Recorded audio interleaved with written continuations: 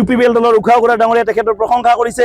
ৰাজীৱ ব্ৰহ্ম ডাঙৰীয়াই যিজনে লাফিকলৰ হত্যাৰ ক্ষেত্ৰত তেখেতৰ সহযোগ আছিল। মই ইমান দিনে কোৱা নাই, পৃথিৱীৰাজ নাৰায়ণ দেৱে ইয়াৰ সংখ্যালঘু মানুহখিনিক উচ্ছেদৰ কাৰণে ইতিমধ্যে হাইকোৰ্টত জাননী দি ৰাখিছে। আপোনালোকে চাব পাৰে, এইবিলাক কথা মই ক'বলৈ খোজা নাছিলোঁ। কিন্তু তেখেতে যি ধৰণৰ মূল্যবোধৰ ৰাজনীতি বাদ দি যি ধৰণৰ টকা পইচা লৈ মানুহৰ ভিত্তিহীন কথা কৈ আগবাঢ়ি আছে, তাৰ কাৰণে মই আজি আপোনালোকে সোধাৰ কাৰণে প্ৰশ্নটো কৈছোঁ। কিন্তু ৰাইজক এনেকুৱা আবুৱা ভৰা কথা কৈ তেখেতে যাতে বিভ্ৰান্তি নকৰে, আগন্তুক দিনত ৰাইজৰ কণ্ঠক যাতে ৰুদ্ধ কৰিবলৈ চেষ্টা নকৰে, নহ'লে ৰাইজে তেখেতক উচিত প্ৰত্যুত্তৰ দিব। আপোনালোকে দেখা পাব 500 ভোট তেখেতে নাপায়।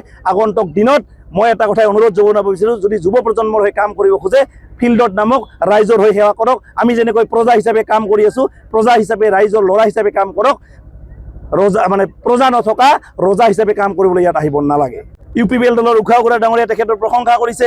ৰাজীৱ ব্ৰহ্ম ডাঙৰীয়াই যিজনে লাফিকলৰ হত্যাৰ ক্ষেত্ৰত তেখেতৰ সহযোগ আছিল। মই ইমান দিনে কোৱা নাই, পৃথিৱীৰাজ নাৰায়ণ দেৱে ইয়াৰ সংখ্যালঘু মানুহখিনিক উচ্ছেদৰ কাৰণে ইতিমধ্যে হাইকোৰ্টত জাননী দি ৰাখিছে। আপোনালোকে চাব পাৰে, এইবিলাক কথা মই ক'বলৈ খোজা নাছিলোঁ। কিন্তু তেখেতে যি ধৰণৰ মূল্যবোধৰ ৰাজনীতি বাদ দি যি ধৰণৰ টকা পইচা লৈ মানুহৰ ভিত্তিহীন কথা কৈ আগবাঢ়ি আছে, তাৰ কাৰণে মই আজি আপোনালোকে সোধাৰ কাৰণে প্ৰশ্নটো কৈছোঁ। কিন্তু ৰাইজক এনেকুৱা আবুৱা ভৰা কথা কৈ তেখেতে যাতে বিভ্ৰান্তি নকৰে, আগন্তুক দিনত ৰাইজৰ কণ্ঠক যাতে ৰুদ্ধ কৰিবলৈ চেষ্টা নকৰে, নহ'লে ৰাইজে তেখেতক উচিত প্ৰত্যুত্তৰ দিব। আপোনালোকে দেখা পাব 500 ভোট তেখেতে নাপায়। আগন্তুক দিনত মই এটা কথাই অনুৰোধ জনাব বিচাৰোঁ, যদি যুৱ প্ৰজন্মৰ হৈ কাম কৰিব খোজে, ফিল্ডত নামক, ৰাইজৰ হৈ সেৱা কৰক। আমি যেনেকৈ প্ৰজা হিচাপে কাম কৰি আছোঁ, প্ৰজা হিচাপে ৰাইজৰ ল'ৰা হিচাপে কাম কৰক। প্ৰজা নথকা ৰজা হিচাপে কাম কৰিবলৈ ইয়াত আহিব নালাগে।